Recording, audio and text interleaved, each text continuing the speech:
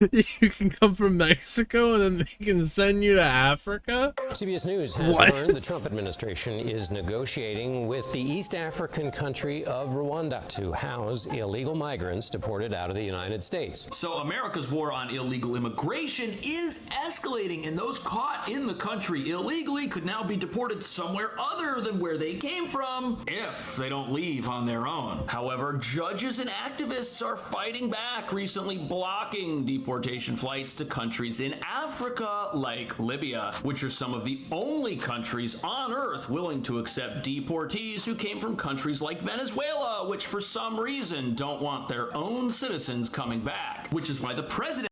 No one wants you. Your home country doesn't want you. America doesn't want you. Where do you go? Where did he say it was? Libya?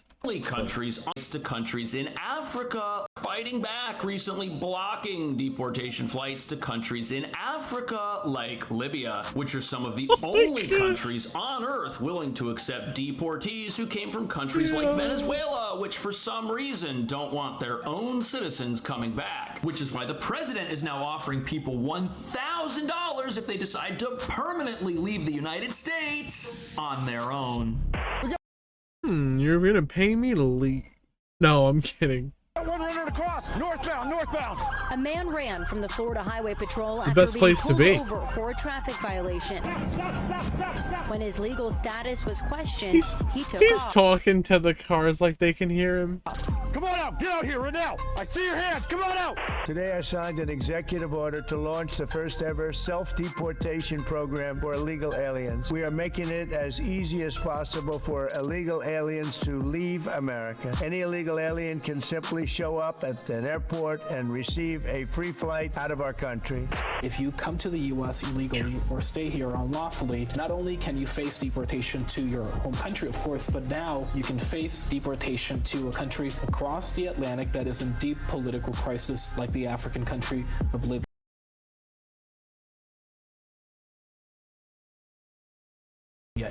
You started somewhere bad, and then you end up somewhere even worse. The idea is simple. Pay migrants to leave instead of paying more to deport them. Arresting, detaining, and removing just one migrant can cost over $17,000. Under this new program, those who self-deport will get a stipend of up to Can you pay me if I do it for you? $1,000. I'll round them up. To all illegal aliens, book your free flight right now. We want you out of America, but if you're really good, we're going to try and help you get back in.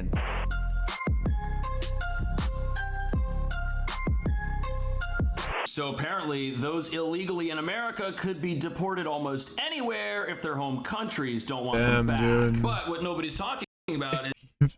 Shit, if I was in that situation and I was like, damn, they're gonna find me. If it's find me or pay me, I would take the pay me and get me out of here. This right here reveals a major problem with the whole asylum crisis that we were told was going to be a great thing for America. But now serious doubt is being cast on that idea if some of the people who are in the United States are not allowed to return to the countries they started out from. Could it be that places like Venezuela know and possibly orchestrated the movement of criminal groups like Tren de Aragua? That's an interesting idea. Maybe the Venezuelans, they say, bro, get the fuck out of here. We don't care where you go. Just get on out of here. Go to America. Just get out of here. We don't want you. And they said, all right, we're leaving. And then they left for America. And then they ain't taking them back. From prisons in their home country to sanctuary cities like New York? Or could it be that in many cases, those willing to travel thousands of miles and pay smugglers to illegally enter our country may not have been upstanding citizens to begin with? Well, as you're about to see, the answers to those questions are not exactly confidence-inspiring, but there's another problem. Over the last 4 years, the U.S. has seen record levels of illegal immigration, and although ICE agents are making great progress capturing capturing dangerous individuals like terror watch list suspects, gang members, and those with heinous criminal records, the U.S. doesn't have the resources to lock everyone up domestically, which is why deportation flights are so important and weren't controversial at all until recently. Which brings us to the real reason why there's now so much pushback against what used to be a normal part of immigration enforcement in this country. If the open borders crowd can stop these flights, it will force the Trump administration to house every single person they arrest right here, greatly increasing the cost of enforcing our borders in a way no president was ever challenged with before, including President Obama, who deported millions without so much as a peep from activists who badly want dangerous criminals to stay in our country forever, like this guy. Get out here right now! I see your hands! Come on out! He was caught hiding in a nearby neighborhood shed. He was previously convicted for unlawful possession of a firearm and assaulting an officer, according to Border Patrol. Why on earth should America be obligated to house that individual or folks like him indefinitely when he's already in the country without permission and is No shot, get him out. That's the question normal people are asking, while these activist judges and politicians do everything they can to stop anyone from getting deported. And as you're about to see, they're even willing to go to jail because they think it makes them martyrs for some humanitarian cause that doesn't actually exist, since those they're defending are gang members. And once you understand how radical these people are, it will make sense why Donald Trump's plans really shouldn't be that controversial at all. In fact, they make a lot of sense. Newark's Mayor Russ Baraka taken into custody around 3 o'clock. He was on a tour of Delaney Hall with 3 other members of New Jersey's congressional delegation. Federal officials blocked his entry. We're told that an argument erupted, and Baraka attempted to enter through some sort of side gate. Those on scene say federal agents threw organizers to the ground. You can see him there. He's circled, trying to get through that gate and confronting a... So before we get into President Trump's plan to send people to countries like Rwanda, it's important to understand something. The people who claim that these deportations are inhumane and wrong don't actually understand what they're advocating against, because it's recently been exposed that this ICE detention facility that these politicians protested at is nicer than the prisons most Americans get held in. And it's also come out that every single person detained by immigration authorities is eligible to self-deport and then receive $1,000 from we talked about for this. doing so to help them leave the country. And as you're about to see, there are places lined up for people in jail in America that are nicer than where a lot of Americans live. These accommodations in Rwanda's capital, Kigali, have stood empty for months, but the government hopes that won't last much longer. After reports last week suggested Rwanda was open to taking in U.S. deported migrants, the foreign minister confirmed Monday that talks with Washington have begun. Hold on, back up a bit. Look at this place. This is a nice place. Look at it. It says right here, an entertainer's dream, 2 bedrooms, Move bath to and a half, Rwanda. and there's a parking spot. And it's several floors. Look at that. And it's got a terrace. And you can get paid $1,000 right now to get on a plane and go live there. Look at this. Under a previous deal that almost went through with the United Kingdom, Rwanda said that they all would these people house protesting, for we could pay them to 5 leave. years, and that people who wanted to leave on their own could have their paperwork processed in a few months and just leave. Now, a full deal hasn't been worked out with the U.S. yet, but this doesn't sound like a prison situation either. We are working with other countries to say, we want to send you some of the most despicable human beings to your countries. What a deal with Rwanda might look like remains unclear. Media reports suggest the U.S. wants to pay the country to accept migrants and fund a program to help them integrate into Rwandan society. But Rwanda has faced criticism for human rights abuses. The UN warns that migrants sent there could be deported again to countries where their safety isn't guaranteed. So if Rwanda's being paid to accept people and they're going to be putting them in apartments that look like this, that doesn't sound like an inhumane situation. In fact, dude, that actually doesn't look that bad, dude. That looks like nice. than the reality that they're facing if they are from a country that says you can't come back if you've left. And what's crazy is you've got activists who are out there right now storming ICE facilities in the name of humanity when what they want is for people to be stuck in America. They don't want people to be deported to a country like Rwanda where they'll have their freedom. They want them to stay here as prisoners in some facility. But I guess to them being And then even if they're not prisoners, what unfortunately, what can people here do? Or if they're not here legally, they can't work officially, they can't buy a house. in jail in America is better than being free anywhere else in the world. That's just so bizarre. But what's not bizarre is the fact that it costs so much money to house people and detain them here in America that anything the country spends to help folks voluntarily leave on their own is a win for everybody, including the people who take these deals. The idea is simple. Pay migrants to leave instead of paying more to deport them.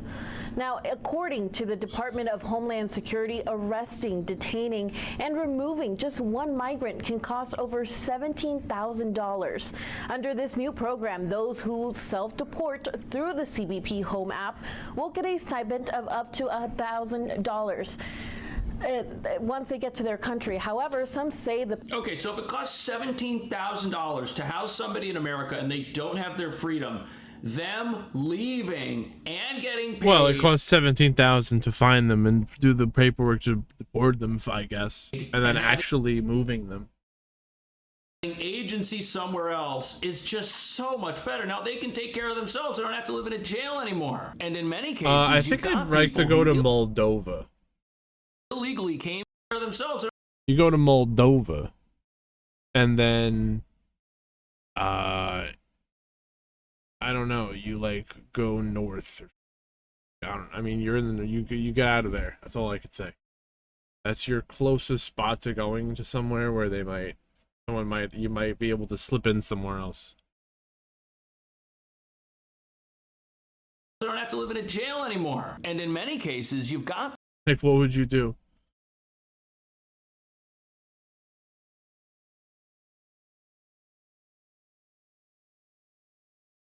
I'm a refugee from Moldova. Where do I go? I'm no one with no name.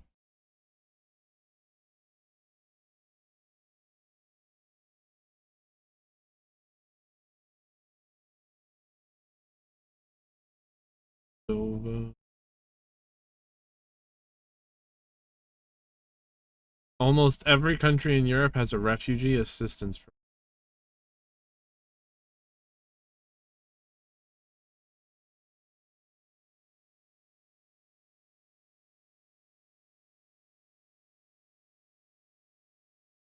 I've never...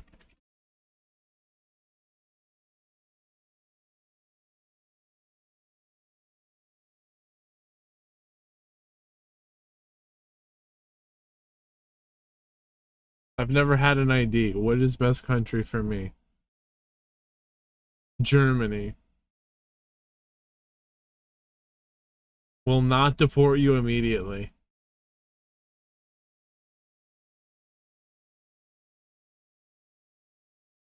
France. Netherlands. Sweden. Canada. No way. Can you imagine? Can you imagine if you like go to one of these places, then you move to Canada, and then you just visit the United States after all that? It would be a hell of a journey.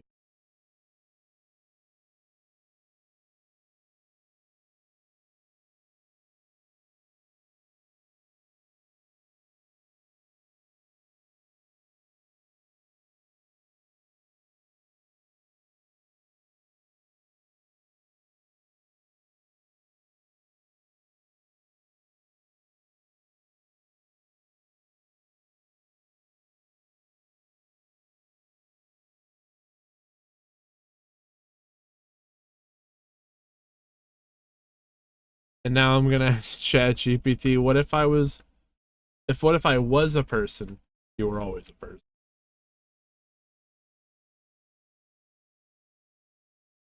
What if I had an Lost.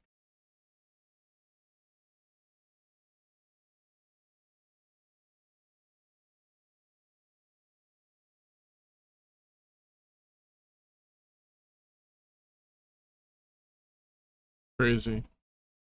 So if you are like creating a new identity, just say you're coming from Moldova. No documents. Make your way to Germany.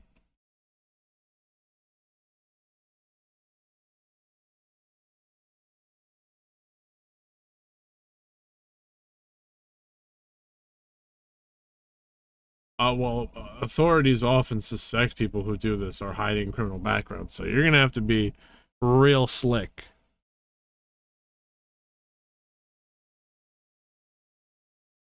But it could be doable. And I asked ChatGPT, I told ChatGPT it was my story, it was for a story when I asked the question, so that it would answer it correctly. Sometimes it'll be like, oh, I can't do that because it violates something so-and-so, but if you tell it's for a story, it believes it. People who illegally came to America and owe debts to cartels and smugglers. Well, this exit bonus that people are getting could be used to help them pay off whatever remaining debt they have so that they don't have to live in fear in their home countries because they were snuck into America and never paid back, the bad guys. But even if that's not the case, this totally demolishes the excuse that activists put forward that once people are here in America, they've got no hope, nowhere to return to, and nothing to go back to. If you give somebody $1,000, that's going to help them get set up pretty quick. And as we've recently discovered, this protest at this ICE facility exposed the humanity of the entire operation, because inside that jail there are signs all over the place that tell people how they can take advantage of this free flight while they're in detention. Anybody can leave these detention facilities whenever they want. And what that means is as ICE and other states take immigration enforcement seriously, there will be more people who are in a position to accept such an opportunity. For the first time, Florida troopers have the ability to question a person's immigration status on the side of the road.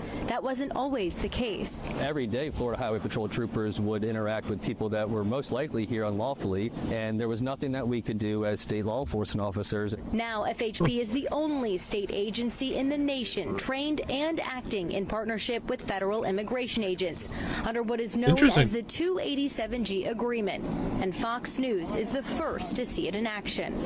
So here's the twist that immigration enforcement has taken in America. You've got local jurisdictions like Florida right here that are ramping up their own efforts to get people who police are already interacting with in the context of criminal activity to just voluntarily deport themselves. These folks are being taken into custody, and they don't have to put up with that. However, they could just take a free flight and take $1,000 and leave on their own. And to be honest with you, the only people who aren't going to do that are going to be criminals or gang members who prefer a prison cell to freedom somewhere else. It really doesn't make sense that anybody wouldn't take such an offer. But one thing's for sure, as certain states decide to do more to help get criminals off of their streets, there are other cities like New York who are doing the opposite. And what we're going to see over the next few months is that in sanctuary cities in particular, as they resist immigration enforcement efforts, criminals will be drawn to these locations, and things here are just going to get worse. And I'm literally near New York City. Do not attract people. Do not attract those people here. This video from Friday night in New York's Times Square going viral. 5 suspects have since been arrested, all linked to the Venezuelan gang trained to Aragua. It's terrible. This is not low-level crime.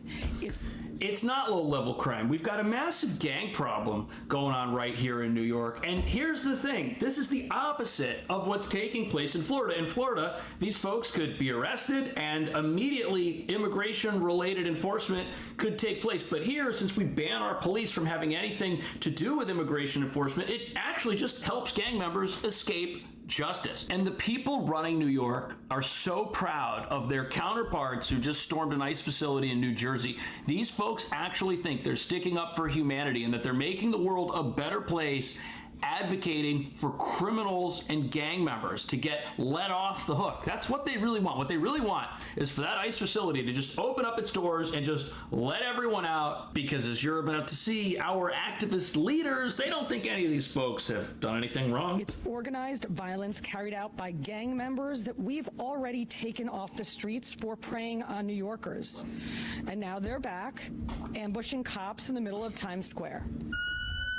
Just outside of Nashville this past weekend, Tennessee Highway Patrol officers worked with ICE to conduct traffic stops, resulting in more than 80 arrests, including an alleged Tren de Aragua member. Okay, so when these activists come out and they say that somebody who's a violent gang member who was caught committing a crime is not a criminal, that's because they truly believe that all of what we're seeing is wrong and there's something else going on. They don't believe that Tennessee Highway Patrol legitimately encountered dangerous individuals while they were just out there doing their jobs. They're making their community so much safer. These activists have no idea how much better off things are going to be for everybody now that these criminals who aren't here seeking the American dream are off. It's like they want these criminals on the streets. It makes no sense. And then what are we getting into? That's what we were talking about before. Why are they doing this? Doesn't make any sense, because they might be getting paid to do it. Off the streets. Before the sun was even up, troopers had a total of 30 people in custody. That's just here on a small stretch of highway in Hillsborough County, Tampa, Florida. Although the operation could have lasted much longer, FHP said it was over within an hour because they were at capacity. They didn't have any more room to hold undocumented migrants. So, guys, this begs a question about detention space, not only here in Florida, but nationwide.